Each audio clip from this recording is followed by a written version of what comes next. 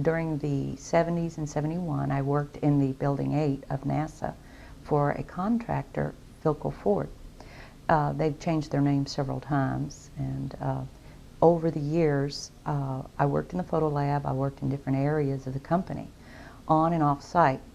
During the 70s, I don't know the exact date, but I walked into the photo lab, one of the restricted areas. I did have a secret clearance, which I was not aware at the time. There were clearances higher than I had, because those clearances are supposed to be kept secret, that you have them. So I didn't know. I thought I had the top clearance. I walked into a restricted area, which was not my company. It was the NASA photo lab. And there they developed the film from the moon and satellite pictures, everything that's done by NASA.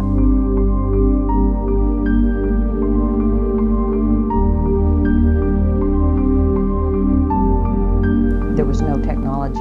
We were creating it as we went along. This day, that particular day, I walked into the photo lab in the restricted area, and this was between missions.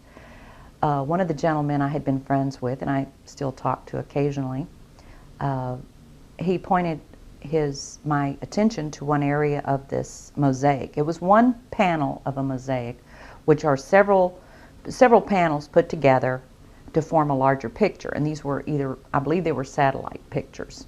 I'm not sure. They were aerial, looking down. And I said, this is really interesting. He explained everything. And then he, with a smile on his face, he said, look over there.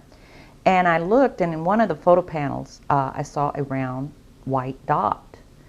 And at the time, it was very crisp, very sharp lines on it. And I said to him, what is that? Is that a dot on the emulsion? And then he's grinning, and he says, dots on the emulsion don't leave round shadows on the ground. And there was a round shadow at the right angle, at the correct angle, the sun shining on the trees. I saw pine trees. I didn't see a coastline. I don't know where this was. But I looked at him, and I was pretty startled because I'd worked out there several years and never seen anything like this, never heard of anything like this. And I said, "Is this a UFO?" And he's smiling at me, and he says, "I can't tell you that. I can't tell you that." What I knew he meant was it was, but he couldn't tell me. So I said, "What are you going to do with this information?" And he said, "Well, we always have to airbrush them out before we sell them to the public." And I was just amazed that they had a protocol in place for getting rid of UFO pictures. So as a precaution, they were put in quarantine for a little while. This particular man was in quarantine with them and was part of their debriefing. He said that a lot of them talked about their experience in seeing these craft follow them. I believe there was 3 on the moon when they landed. And I think, that, and this is the best of my memory, that the code word was Santa Claus for these craft. And then some that wanted to talk were threatened.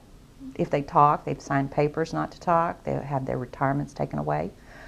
I was just overwhelmed with that piece of information because I started asking questions.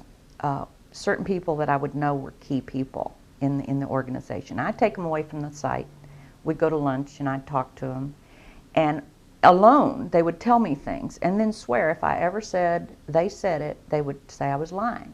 One gentleman that I knew very well was in quarantine with some of the astronauts. He said just about every one of them has seen things when they went to the moon that were, and in fact, one said that they were there. Craft were on the moon at that time. And this man has disappeared off the face of the earth. I've tried to find him, but I have his name. I've given to Dr. Greer.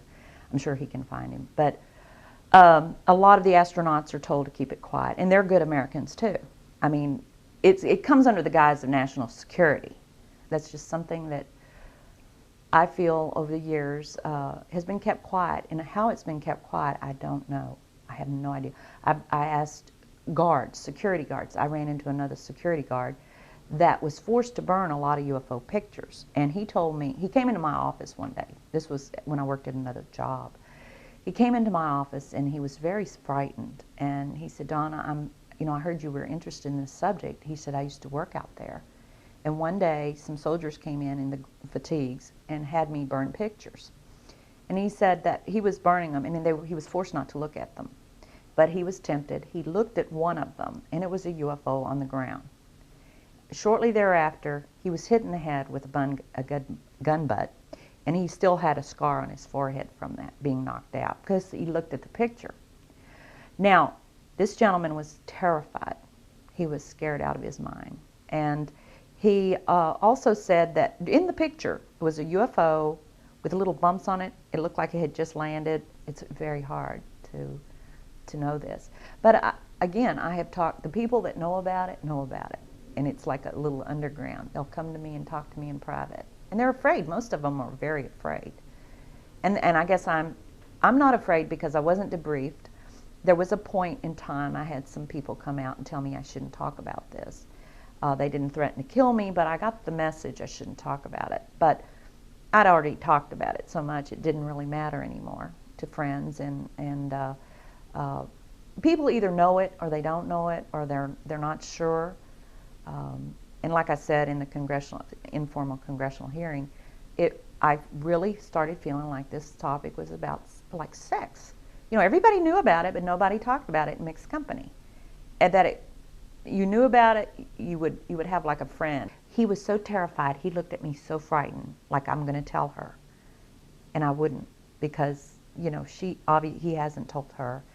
It would probably put him in jeopardy at this time, and I'm waiting for that to come public whenever there's a congressional hearing where he'll be protected, and he would be one of the ones that would probably not come willingly because he's very frightened. He was so scared that I was going to say something, and I have not. I don't want to hurt anyone, and I trust Dr. Greer. I feel he's done everything he said he would do as far as protection, secrecy of what I give him for now. I want it to come out when it's necessary and proper and it can do something. I don't want people that are trying to go around cleaning up their mess and getting rid of these people, or hurting them, or challenging them, or making them so frightened they move away, like this one particular man I know of that has just disappeared off the face of the earth. He has disappeared. I just don't want that. You know, I don't want them to, you know, a lot of people have asked me, well, what senators were at this congressional hearing? Which witnesses do you know, and what are names? And I don't give that out in public. Greer has them locked up. Some of it was very critical that we do this perfectly. We had also simulations before the mission that would generate what they expected the craft to do. The lights would, on the 10 by 20 foot screen in the control center, they would have these projected up there, and a light would go off going the pathway of the different, this is really one continual line, but it's done on different scales that we had to do. The light would continue on, and if the light varied, which represented real-time information coming back from the spacecraft. One of the things that I'm upset about is that good people are forced to do illegal things, and I believe that this information should be given to the American public. That's just something that I feel over the years has been kept quiet.